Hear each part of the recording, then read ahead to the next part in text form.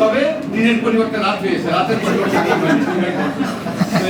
রাজনৈতিক দল দূর করতে পারবে না, কিন্তু তাদেরকে যদি বাধ্য করা যায়, আমরা একটা ওই যে এটাই কি বলে, আমরা জাতীয় সনদ আমরা চর্চা করেছি, অনেকগুলো বিষয় নিয়ে আমরা সারা দেশে আলোচনা করেছি, মানুষের মতামত দিয়েছি। আমরা আপনাদের সাথে অবশ্যই কাজ করতে আগ্রহী এবং আমার কাছে খুব ভালো লাগছে বিশ্ববিদ্যালয়ের শিক্ষকরা এগিয়ে এসছে, ছাত্রীরা এগিয়ে এসছে, জনতা এগিয়ে এসছে।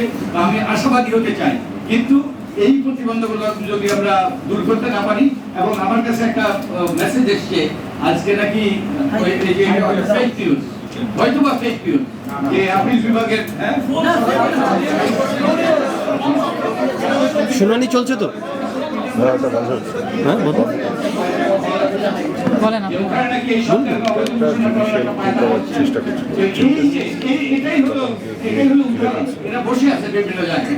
এদেরকে যদি বিদায়িত না করা যায়, এদেরকে যদি বিচারের না আনা যায়, এদেরকে যদি সর্বোচ্চ শাস্তি না দেওয়া হয়, তাহলে কিন্তু সবাই আপনাদেরকে অনেক অনেক ধন্যবাদ।